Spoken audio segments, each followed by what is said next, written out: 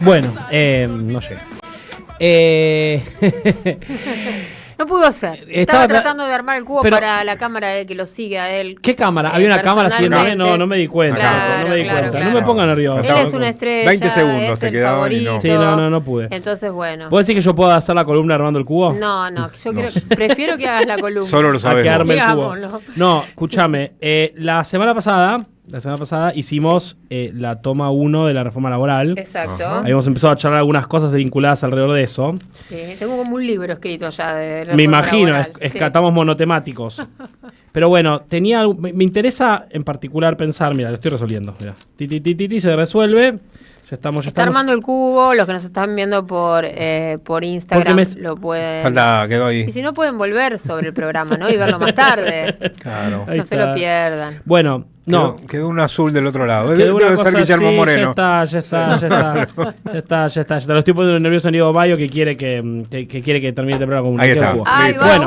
Nervioso y bueno, todo. Escúchame. La le armó el cubo en un minuto. No, porque acá ya llegó la reforma laboral, ¿viste? Entonces te tienen así cortito con los horarios, con los tiempos de trabajo. No, la semana pasada hicimos la primera toma de la reforma laboral. Yo decía, para tratar de sintetizar y pensar, que el mundo del trabajo en Argentina tiene tres problemas reales que anteceden a la llegada del gobierno de Javier Milei, pero que hacen a la situación general del mundo del trabajo, que son el bajo nivel de ingresos, o sea, no hay plata, ¿no? La informalidad laboral, ¿no? O sea, no hay derechos, ¿no? Y la multiplicidad de empleos por persona, lo que se llama ahora generalmente pluriempleo. Que está vinculado también al problema del tiempo. No hay plata, no hay derechos y no hay tiempo. Son tres problemas que hacen al mundo del trabajo hoy, y cuando los digo probablemente ustedes acá en la mesa, los oyentes, pueden pensar en sus propias vidas, ¿no? Pluriempleo, bajos ingresos e informalidad laboral. Problemas que azotan a la economía argentina y al mundo del trabajo argentino. Por lo menos del 2016 para acá, la situación al final del gobierno de Cristina era bien otra. El salario estaba muy alto, el salario más alto en dólares de América Latina, ¿sí? El desempleo estaba muy bajo. La situación de la informalidad laboral había tocado el piso de 30%, no se logró perforar ese piso, lo cual abre un montón de discusiones que nos traen desde ese momento. Pero el pluriempleo no era una realidad, ¿no? Hace 10 años era rara las personas que tenían más de un trabajo, capaz los docentes, ¿no? Etcétera. Había algunos sectores que tenían más de un trabajo, el que tiene un emprendimiento al costado, hoy parece ser la realidad que norma. O por lo menos se parece expandirse como una mancha de aceite por el mundo del trabajo, esos tres problemas. Decíamos, con el gobierno de Javier Milei se suma el problema del aumento sostenido del desempleo, es decir, un problema que no existía. De hecho, al final el gobierno de Alberto Fernández se terminó con una tasa de desempleo incluso menor a la que terminó Cristina. ¿Cómo? 4. Sí, yo tenía el registro de 5 algo, Cristina terminó en 5.9, Alberto estuvo en 5.3, 5.4, capaz que llegó a bajar más, después lo podemos chequear, pero Alberto incluso tuvo un desempleo más bajo que el del final del gobierno de Cristina, pero con la característica de los salarios bajos, digamos, ¿no? Claro. Bueno, en ese contexto, ese es el contexto en el cual llega la reforma laboral de Javier Milei, que también hay que entenderlo en ese marco, que existe realmente en la Argentina un malestar con el trabajo. Ese es el sustrato de la discusión de la reforma laboral. Recién un poco vos, Andrea, lo charlabas con Abel Furlan, digamos, ¿no? Parece haber un clima, uno podría decir, casi perfecto, entre comillas, para que el gobierno avance con la reforma laboral. Sí. O por lo menos ese debe ser el razonamiento del gobierno, digamos, ¿no? Dice, hay un malestar generalizado con el trabajo, ¿no? Si la gente gana poca plata, no tiene derechos y tiene que tener múltiples trabajos, le cuesta organizar su vida, le cuesta encontrar tiempo. A una persona que vos le digas, vamos a hacer reformas en las leyes laborales, y le debe parecer razonable, ¿no?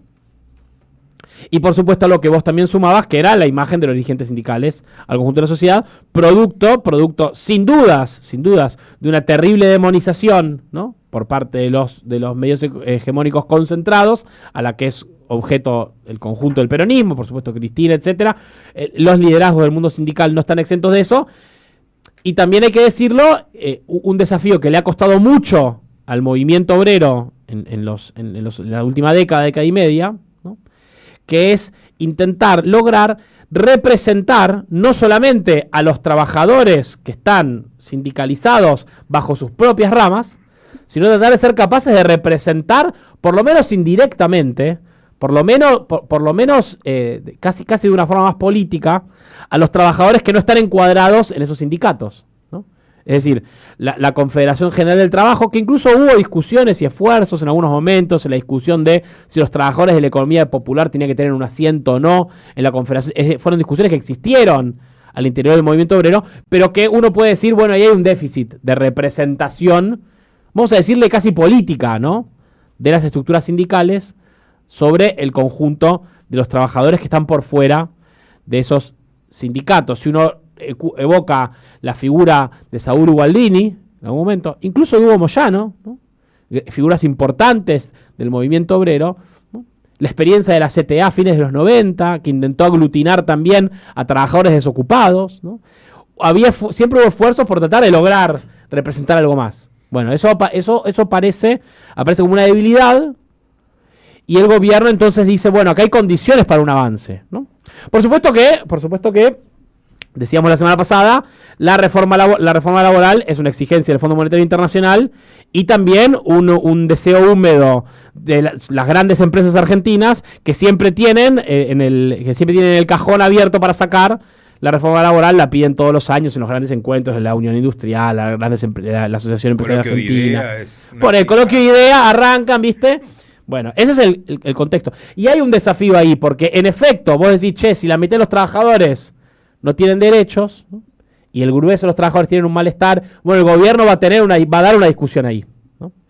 A la vez también es cierto que las leyes laborales muchas veces son complejas en su, ¿no?, en su letra. Ahora estamos discutiendo, ¿no?, la ultraactividad de los convenios, ¿no? Bueno, hay una complejidad ahí que también hace a un desafío de lograr explicar.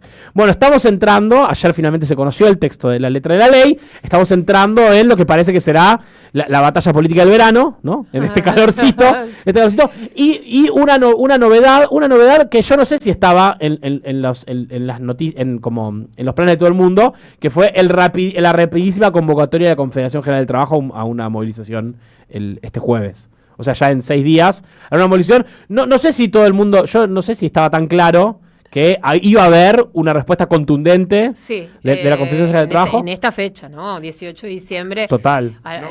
Casi 20 de diciembre. Claro, no estaba planteado. De hecho, había dirigentes sindicales que dudaban de la capacidad de movilización que existían y preferían ir por otros caminos. Y bueno, importante destacar, ya lo dijimos al principio del programa, pero reiteremos, que esto es el inicio de un plan de lucha. Claro. Es lo que están marcando todos por lo menos todos los dirigentes con los que hablamos durante el programa y fuera del programa, ¿no?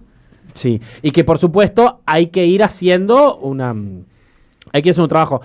El proyecto de ley tiene 71 páginas, 197 artículos, es megalómano como las grandes leyes de Milei, en esto se parece a la ley Bases, ¿no?, en ese sentido, y también hay que mirar esa experiencia, ¿no?, la experiencia de la ley Bases con Milei, que por supuesto tuvo una experiencia, recordarán esa primera ley, que eran 600 artículos y 300 páginas, ese primer proyecto de ley que se presentó en diciembre del 23, empezó a trabajar en la Cámara de Diputados en enero de 2024, que fracasó en su primer intento en enero del 24, en abril volvió y finalmente se hizo ley en junio, creo, a fines de mayo, creo, de 2024.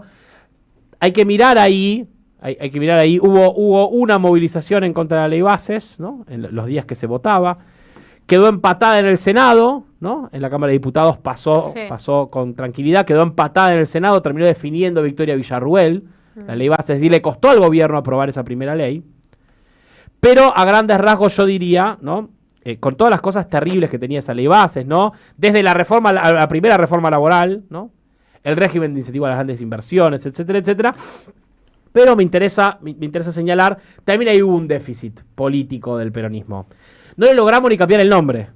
Quiero decir, ¿de qué hablamos? De la ley Bases. Ni siquiera le pudimos poner un nombre, ¿no?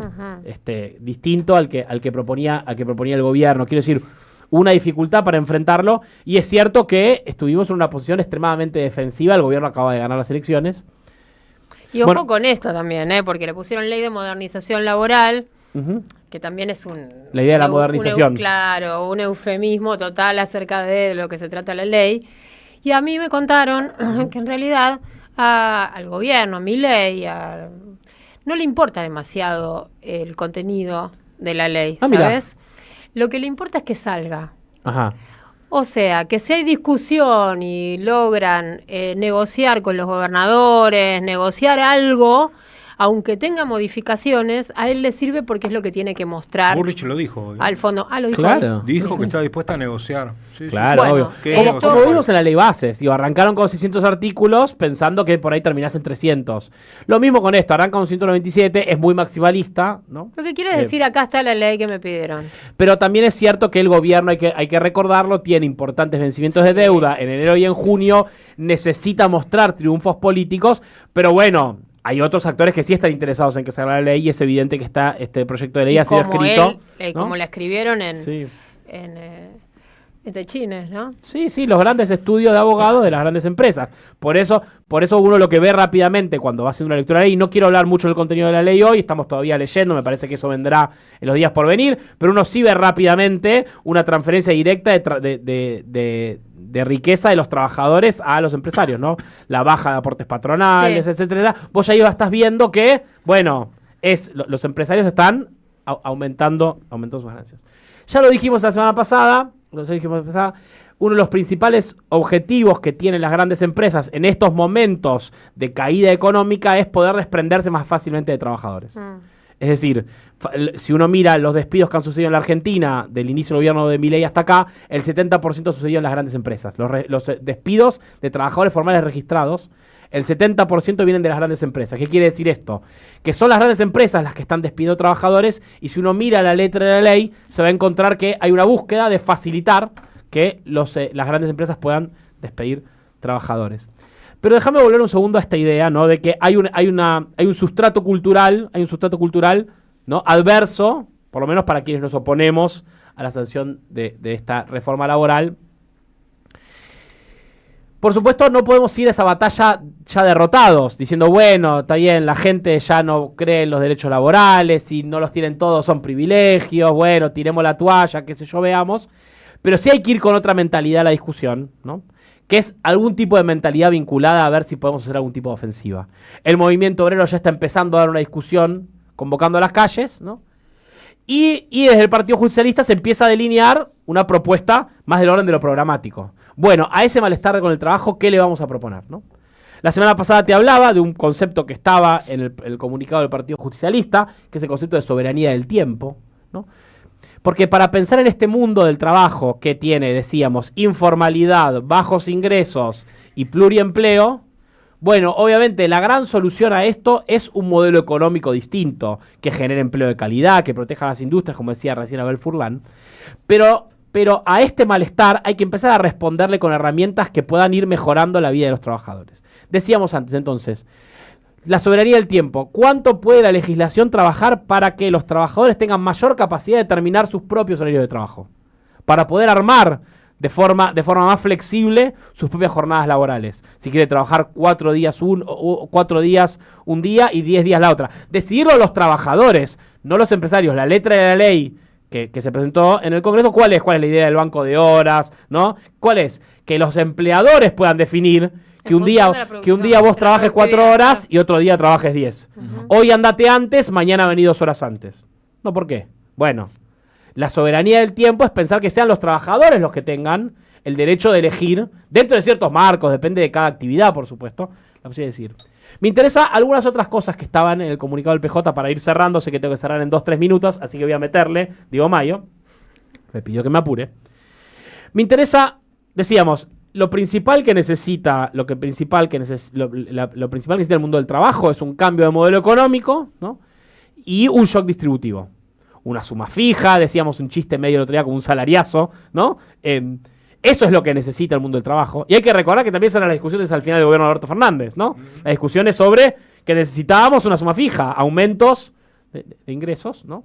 Hay que ver el salario mínimo, que creo que lo aumentaron 4.000 pesos para el mes de diciembre. No, es lo cierto. Literalmente 4.000 pesos aumentó.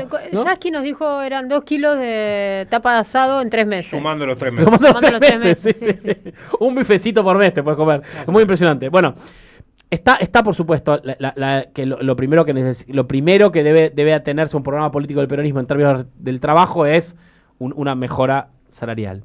Está el tema de la reducción de la jornada laboral, se ha discutido mucho ya, ¿no? En el mundo del empleo formal registrado, ¿no? De esa jornada de 8 horas empezar a ir compactando, ¿no? La Argentina, sí. ir compactando, achicando, sea achicando en días o achicando en horas, ¿no? Sin pérdida de ingresos, ¿no? Cuánto se puede avanzar en algunos sectores en reducción de jornada laboral. Hay mucho trabajo hecho ya en el peronismo en relación al tema de trabajadores de plataformas. Uno parecería que no, porque está construido un sentido común, ¿no? De que todo ese mundo el peronismo ya no les habla. Mentira. Si uno mira el trabajo que está haciendo en la Secretaría de Actualización de Leyes Laborales del Partido Justicialista, el bloque sindical en la Cámara de Diputados de Unión por la Patria. Me interesa en particular 2 proyectos de ley de Vanessa Siley, y te los voy a contar bien rápido, que forman parte de esta discusión, ¿no? Del Partido Justicialista. Vanessa Siley, diputada nacional de Unión por la Patria, secretaria general de la Federación de Trabajadores Judiciales, secretaria no es secretaria de Trabajo, tiene un nombre interesante, la secretaría del PJ, no me lo acuerdo ahora para contarlo, es algo así como actualización de normativa laboral, se llama. La regulación ley para el cuidado de los trabajadores de plataformas, ¿no? ¿Qué hacemos con los trabajadores de plataformas? Entonces es un proyecto de ley que dice, por ejemplo, primero los trabajadores de plataformas deben tener libertad horaria. El tiempo que ellos abren del tiempo que ellos abren la aplicación al tiempo que se termina, al tiempo que cierran la aplicación, ese es su horario de trabajo. Segundo, las empresas de plataformas deben proveer estaciones sanitarias, ¿no? Estaciones sanitarias para que los trabajadores tengan un lugar de descanso, de aseo, etc. La emergencia por inseguridad. Las aplicaciones deben tener un botón de alarma que alerte a las autoridades, a la policía, etc. La compatibilidad con programas sociales, siendo que los trabajadores de plataformas son trabajos que componen al pluriempleo y que componen a trabajos de bajos ingresos, que sean posibles beneficiarios de programas sociales. La transparencia algorítmica, la publicación de cuáles son los criterios con los cuales el algoritmo reparte, ¿no? Reparte viajes, trabajos, etcétera, entre los trabajadores de plataformas. La apertura del algoritmo de las aplicaciones. La prohibición del bloqueo arbitrario. Le pasa mucho a los trabajadores de plataformas, capaz conocen algunas historias, que por ahí una mala crítica de un usuario, ¡pum!, te bloquearon. Y después no tenés manera de volver. La desesperación del trabajador de, claro, te bloqueó la aplicación. No hay un empleador con el que vos discutís. Claro. La aplicación te bloqueó, cagaste. Lugares físicos de atención a los trabajadores. Una ventanilla, un lugar al que vos puedas ir, un trabajador puede ir a hacer un reclamo a la empresa. Toc, toc, ¿no? Pide un turno, va a un lugar, ¿no? La reputación digital, la cuantificación real de las distancias que recorren los trabajadores, hay muchos problemas alrededor de eso. La capacitación y la provisión de elementos de protección, las vacaciones pagas, ¿no? La protección contra riesgos del trabajo, etc. Ahí está la regulación de las plataformas. Ya ahí el peronismo ya está pensando y proponiendo un camino. Un tema más y cerramos para pensar las propuestas del peronismo hacia el futuro. Esto de las antípodas de los libertarios. Realmente subrayemos esto porque, o sea, los libertarios lo que hacen es naturalizar que esa es otra forma de contratación y que, admitir la informalidad. De hecho, hay un capítulo entero dedicado a las plataformas digitales en esta ley de reforma laboral, que la cual lo que termina haciendo es legalizando la situación actual, ¿no? De hecho, creo que Patricia Bullrich dijo, los trabajadores de Uber quieren ser monotributistas, dijo ayer, creo, en la presentación, ¿no? Pero bueno, para ir cerrando, porque ya me va a putear Diego Mayo, el derecho a la desconexión digital, un tema más. El derecho de las y los trabajadores a que cuando se termina su tiempo de trabajo, no pueden ser contactados ni recibir información de sus empleadores que pertenga a su trabajo. Es decir, que vos te vas de trabajar y apagaste tu WhatsApp laboral, ¿no? Que tu empleador esté obligado a respetar de forma digital tu derecho a no saber nada de él, claro, bueno, hasta que vuelvas a entrar al lugar de trabajo. El WhatsApp es 24/7, ¿no? Que uno está conectado. Bueno, uno debería desear que el WhatsApp tuviera una función que fuera, que vos le digas, este es un contacto laboral. Entonces me lo pongo en como si fuera una pestañita donde están los contactos laborales y yo digo, me voy del trabajo, pum, se fueron. ¿Por qué no se puede eso? Por supuesto que se puede. Pasa mucho con la gente que hace home office, ¿no? Eso ya estaba cuando se sancionó la ley de teletrabajo en la Argentina, ¿no? Que fue una ley que se sancionó durante la pandemia. Se planteó el derecho a la desconexión, pero para los teletrabajadores. Me está puteando Diego Mayo. Ahí voy a ir cerrando. Por eso entonces vamos componiendo, ¿no? Soberanía del trabajo,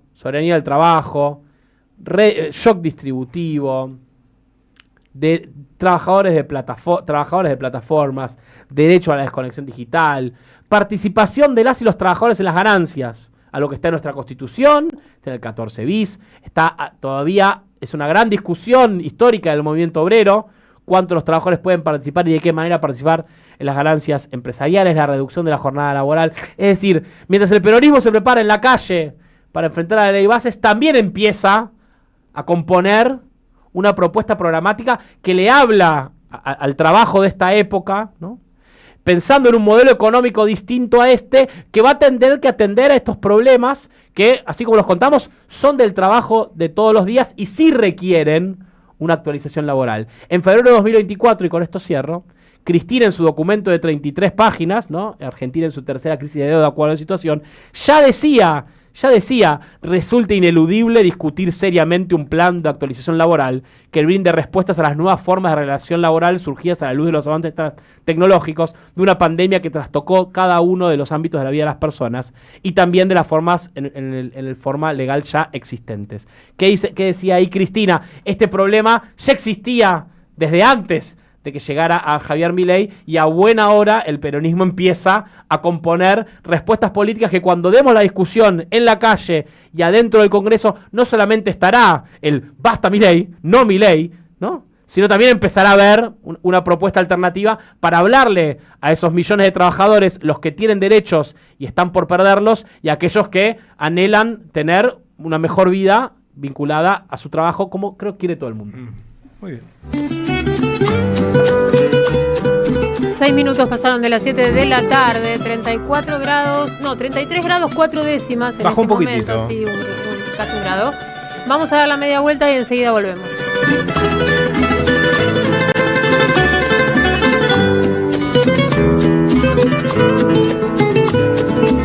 En AM530 pasan muchas